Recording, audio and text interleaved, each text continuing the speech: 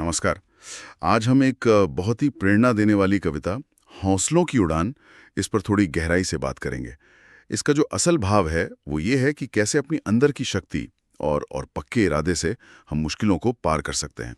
तो आज हम इसी कविता के जो मुख्य संदेश हैं, जैसे हिम्मत, लचीलापन और खुद पर यकीन, इन्हें समझने की कोशिश करेंगे। चलिए शुरू करते हैं। कविता की शुरुआत ही थोड़ी मुश्किल सी लगती है। रास्ते कठिन हैं, मंजिलें दूर हैं। हाँ, बिल्कुल। और देखिए, फौरन ही उसका एक हल भी सुझाया है।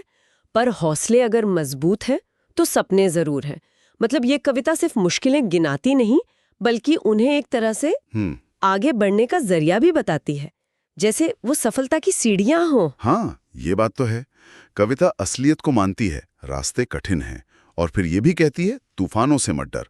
तो ये मानकर चलती है कि चुनौतियां तो आएंगी ही। हाँ, और दिलचस्प बात यह है कि उन चुनौतियों को एक मकसद भी देती है। जैसे ये लाइन है, तूफानों से मत डर, ये तुझे उड़ना सिखाएंगे। ये एक तरह से कह रही है कि कठिनाइयां हमें बनाती हैं, हमें तैयार करती हैं। वो सिर्फ रुकावटें नहीं है, बल्कि हमारे टीचर हैं।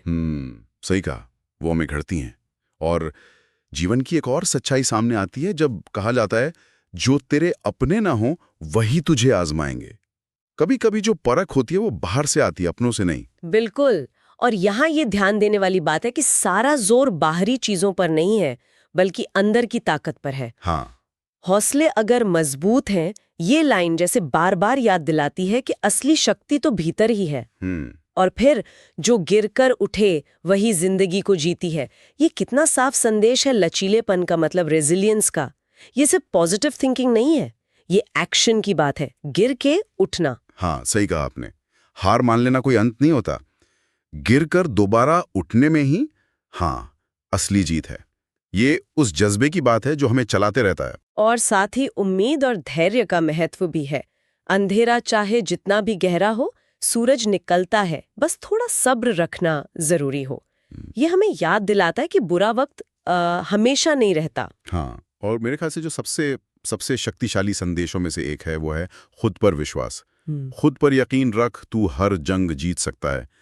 ये कितनी जरूरी बात है, खुद पर भरोसा रखना।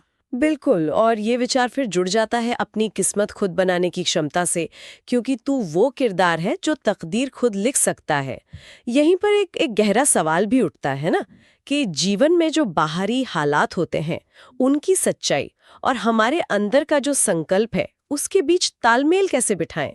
क्योंकि सिर्फ सोचने से तो नहीं होता, बाहरी दुनिया का भी असर पड़ता है। ये वाकई सोचने वाली बात है।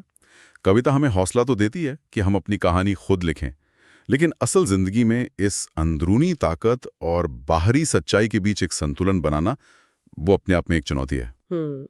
शायद कविता ये पढ़ने वाले पर छोड़ देती है कि वो ये बैलेंस कैसे खोजे। मुश्किलें आएंगी, लेकिन मुश्किलों से उभरने की क्षमता, जिसे हम रेजिलियंस कहते हैं, धैर्य और खुद पर अटूट विश्वास, यही वो साधन है जिनसे न सिर्फ हम बाधाएं पार कर सकते हैं, बल्कि अपनी कहानी, अपनी तकदीर खुद लिख सकते हैं।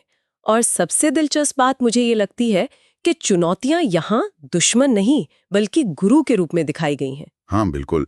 ये जो विचार है कि हर इंसान अपनी कहानी का लेखक है, हाँ। तकदीर खुद लिख सकता है, ये बहुत पावरफुल है। ये एक जिम्मेदारी भी देता है, और साथ ही एक उम्मीद भी जगाता है, अपार संभावनाओं का एहसास। हाँ, और इसी सोच को अगर आगे बढ़ाएं तो सुनने वालों के लिए एक सोचने की बात हो सकती है। अगर ये सच है कि हम अपनी तकदीर खुद लिख सकते हैं, तो उस कहानी का वो पहला चैप्टर कौन सा हो सकता है जिसे आज, अभी, इसी वक्त लिखना शुरू किया जा सकता है।